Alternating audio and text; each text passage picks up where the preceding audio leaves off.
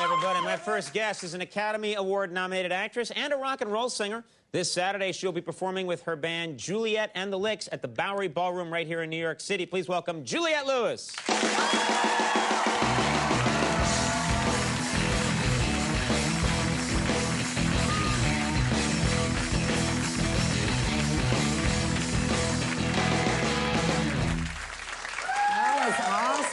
Good to have you on the show. Thanks. I just touched you inadvertently. I wasn't trying to molest you or anything. That comes okay. later. Now, thanks for being here.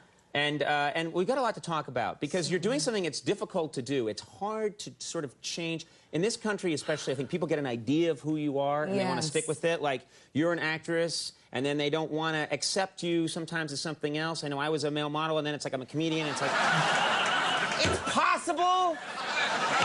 Conceivable? Okay, not. But so you have this fantastic, you have a great acting career going, and then you get involved in singing, and with this band and rock and roll, and you are taking it very seriously. Very seriously. And it's crazy. And in the past, there have been people like, Keanu Reeves or, like actors, Hasselhoff, they get into music or something.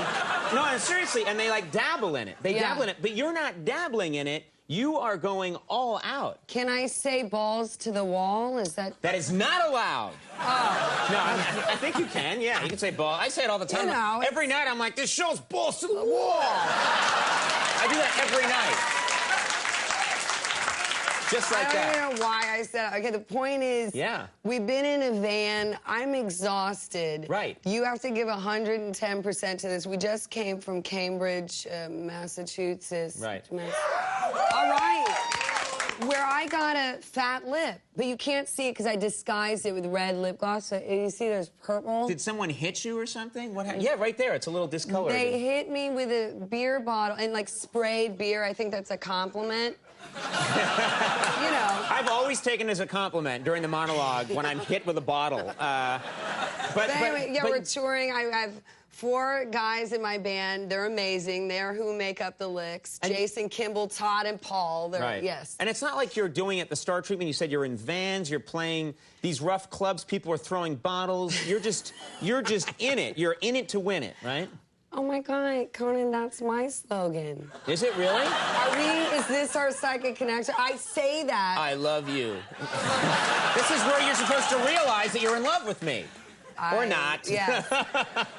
Anyway, in it to win it, I am so we've been together for like 2 years. We went to Europe for a month. I mean, it's been nonstop. Cool. I'm looking to sleep in about 3 days. So that'll be good. And also, you're not like covering material so much. You're writing a bunch of songs. Yeah, we write. It's hard to find a good group of people that can all write together. But yeah, absolutely. I write all the lyrics and melodies and because I've been doing movies for such a long time, and that's a filmmaker's medium, and I'm helping to tell other people's stories. So with rock and roll, this is all me. This is all me, baby. Right, right.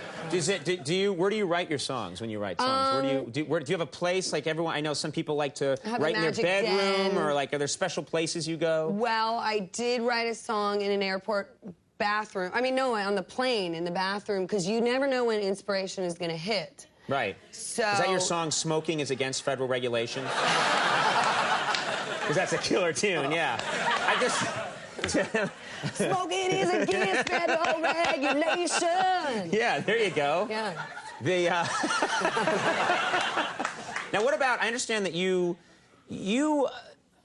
when you're on stage, you are just so into it that you're almost like, it's like you're possessed, kind of. Would you say that's fair? Like you're... I got this comment once, this guy, he was a bearded man, he's like, I've been alive for half a century and you were like watching an exorcism. Right, right. So I was like, okay, well, that's kind of cool. Right, But yeah, I guess I try to surrender to the music. And, right. What do you do to create the sort of that mood or that energy before you go on stage? Do you have rituals? Do you have anything you do that sort of gets everybody like, okay, this is happening right now? Yeah, because sometimes when you just got to do it, you're tired, you're exhausted. So we like to have like this slapping game, kind of like a football team, and you sort of, you just slap each other. Do football players slap each other? I don't know if they do, but... I think in my imagination, and they're naked, but that's...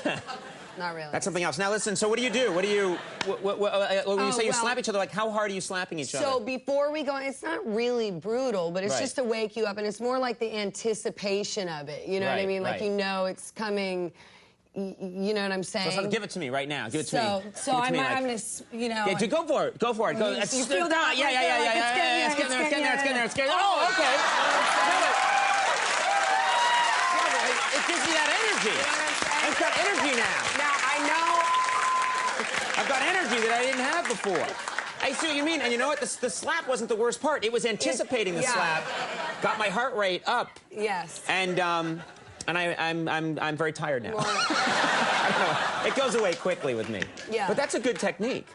It's fun, and it's funny because they're not light with me, you know, because I'm a girl and you can't hit a girl. But we're not really hitting hard. But of course, my drummer Jason, you know, because he's a drummer and he's got a lot of power, and his are a little extra. Right. You're like, hey, lay off the, you know, like, don't put so much into it next time. Take it easy, yeah. Yeah. That's cool. Now, what about, I know that you're still making movies. You're still involved in that. What are you working on now? I am. Yeah, I won't stop movies for all of you who are wondering and nothing.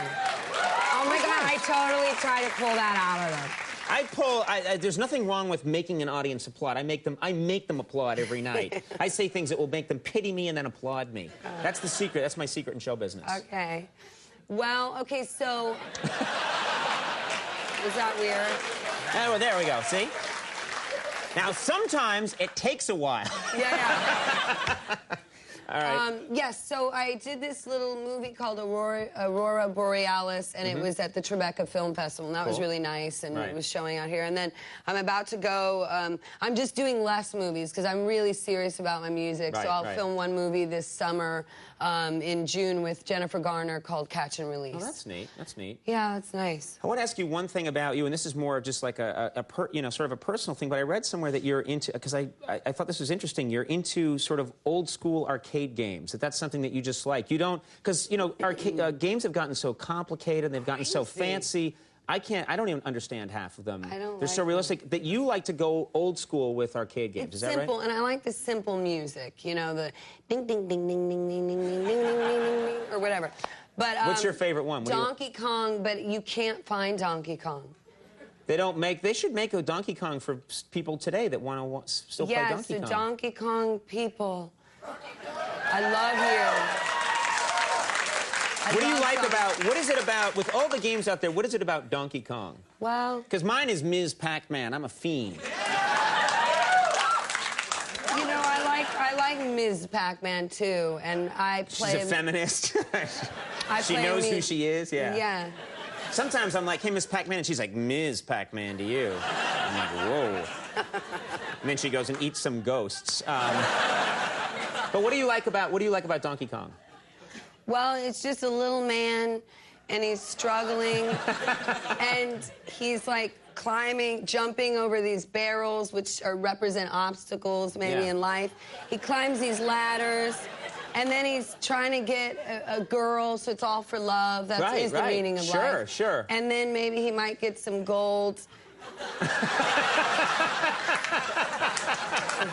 It sounded like a beautiful life lesson, but then there was gold, and it gets complicated. They should make it, though. They're going to make those games. I want Donkey Kong in my house. We're going to get you... I'm going to personally... I'm very powerful in show business. I will intervene, and I will have a Donkey Kong delivered to you somehow. Are you serious? I have no power. No, it's not going to happen. I'll try, but nothing will happen. I'll be like Conan O'Brien from Late Night. Hello? Well, Juliette and the Licks are performing tomorrow night at the Bowery Ballroom here in New York City, and everyone says you just give an amazing show. We are so excited about this show. This is our third time playing New York City, and to play the Bowery Ballroom is a thrill, so look out. And You're Speaking My Language is in stores right now. Yeah, and Tower Records, any stores, yes. And it's balls to the wall. Yeah. Juliette Lewis, thanks so much. Great to see you again. Thank you. Always cool having you on the show. Bill Bellamy coming up. We'll take a break. I'll be right back.